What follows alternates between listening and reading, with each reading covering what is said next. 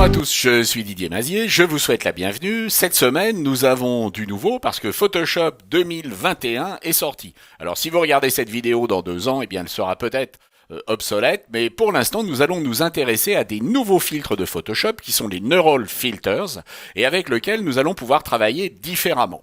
Alors prenons un exemple avec cette image où elle a une taille de 1080 pixels par 1217 pixels et je souhaiterais créer avec cette image un document de 1920 pixels par 1080. Et d'autre part, je voudrais zoomer sur cette partie de l'image. Je souhaiterais présenter cette image recadrée sur un fichier de 1920 par 1080. Alors nous allons commencer par voir la méthode traditionnelle, le résultat que nous obtenons et puis ce que nous pouvons faire avec les nouveaux filtres de Photoshop. Et pour ce filtre particulier, qui est le super zoom, comment gérer au mieux cette question des redimensionnements, parce que le super zoom, essentiellement au départ, est fait pour extraire des détails de l'image. Et nous voulons travailler sur la totalité de notre image. Mettons-nous au travail dès à présent. La méthode classique consiste à, dans un premier temps, aller dans le menu Image, taille de la zone de travail, placer notre image à gauche et puis ajouter ici un certain nombre de pixels dans la largeur. Nous pouvons y multiplier par 2 cette valeur. Vous remarquez que les équations fonctionnent. Pour le fond, j'avais choisi bien entendu la couleur que j'avais échantillonnée.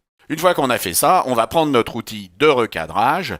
On va se placer en rapport 16/9, 1920 par 1080, choisir ce que nous voulons prendre, c'est-à-dire le personnage dans sa totalité. Par contre, si on regarde ce qui se passe au niveau de l'agrandissement de l'image, nous avons quelque chose qui ici au niveau qualitatif n'est pas très bon. Voyons comment procéder avec notre nouvelle méthode. Repartons de la même image, nous avons besoin de place pour pouvoir recadrer notre image et nous avons besoin également de place parce que nous allons l'agrandir. Nous allons dans le menu Image, taille de la zone de travail, multiplier la valeur de la zone de travail ici par 3, et puis la même chose en hauteur. Ce sont des redimensionnements de la zone de travail qui ne vont pas affecter la résolution de l'image. Nous allons choisir la couleur de fond en l'échantillonnant sur l'arrière-plan. Et nous allons cliquer sur OK. Nous avons maintenant notre image avec beaucoup plus de place autour. Utilisons maintenant les nouveaux filtres. Vous allez trouver ces nouveaux filtres dans le menu Filtres,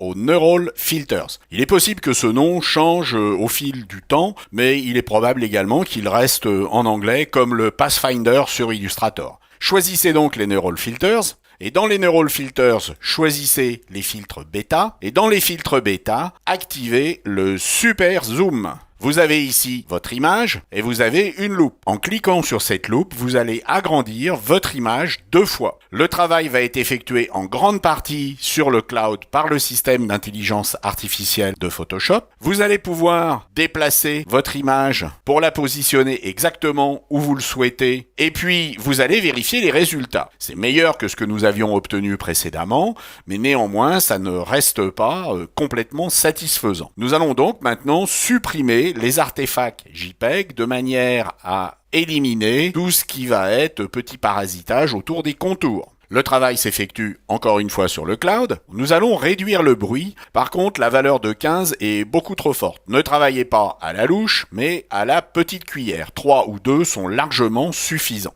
Ne touchez pas à la netteté puisqu'il s'agit d'un visage. Par contre, vous pouvez cliquer sur améliorer les détails du visage et l'intelligence artificielle va identifier la bouche, les yeux, etc.